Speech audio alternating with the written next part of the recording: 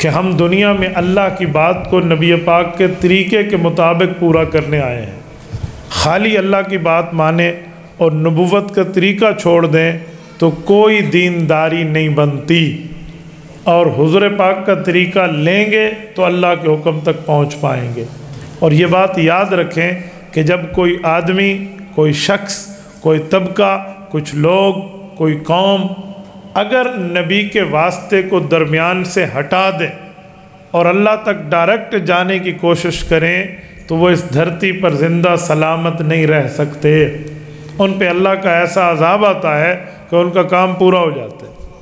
قوم موسیٰ علیہ السلام کو جب حضرت موسیٰ علیہ السلام نے تورات پیش کی نا اور بتایا یہ اللہ کی کتاب ہے، تو انہوں نے کہا ارنا اللہ جہرا، ہمیں اللہ سے بات کرا، ہم اللہ کی بات سنیں، اللہ کو دیکھیں، اللہ سے پوچھیں۔ قوم موسیٰ علیہ السلام نے حضرت موسیٰ سے عرض کیا کہ ہمیں اللہ سے ملاقات کرا دو، اللہ پاک سے باہم بات کر کے مانیں گے یہ کتاب اللہ کی۔ دیکھو کتنی بڑی بد نصیبی کی بات ہے کہ وقت کے نبی پر ان کے اعتبار کا حال یہ ہے۔ حضرت موسیٰ علیہ السلام نے کہا ٹھیک ہے، 70 بندے تیار ہو گئے، جی ہمیں اللہ کے ساتھ ملاقات کرانے لے جاؤ۔ حالانکہ رب سے ملاقات رب کا نبی کر سکتا ہے، دنیا میں رب کا امتی نہیں کر سکتا، مخلوق نہیں کر سکتا، مخلوق قیامت میں کرے گی۔ اس دھرتی پر ایمان بالغیب ہوگا، ایمان بالمشاہدہ نہیں ہے، وہ صرف نبی کا ہے۔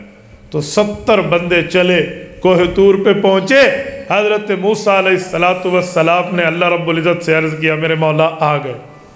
فرمایا انہیں کہو اس پہاڑ کو دیکھیں۔ انہوں نے پہاڑ کو دیکھا تو اللہ پاک نے اس پہ تجلی ڈالی۔ فرمایا ان استقر مکانہ، ذرا پہاڑ کو دیکھو، اگر پہاڑ اپنی جگہ پہ ٹھہر گیا تو تم اللہ کو دیکھ پاؤ گے۔ انہوں نے پہاڑ کو دیکھا، تجلی آئی اور پہاڑ ریزہ ریزہ ہو گیا، جعلہ دکا، قرآن کہتے ہیں وہ اڑنا شروع ہوا اور یہ سارے مر گئے۔ وہ خر موسیٰ صعقا، حضرت موسیٰ علیہ السلام بے ہوش ہو گئے۔ سیدنا موسیٰ علیہ السلام کو جب ہوش آیا کہا میرے مولا انہیں دوبارہ زندگی دے دے۔ اے موسیٰ آپ ان کی زندگی پھر کیوں مانگتے ہیں؟ کہا یہی تو دیکھنے آئے تھے، پچھلی قوموں کو جا کر بتائیں گے کہ نبی کے واسطے کو کراس نہیں کرنا چاہیے، آج یہ مر گئے تو انہیں کون بتائے گا؟ وہ تو پھر گوٹی اتھائی کھلوتی ہو اگر پھر اس علی گل کرا تو ان کو پھر لے کر جاؤں گا تو بتاؤں گا۔ تو اللہ رب العزت نے انہیں زندگی دی، اس نے قوم کو جا کے بتایا کہ نبی کو کراس نہ کرو، نبی کی اتباع کرو۔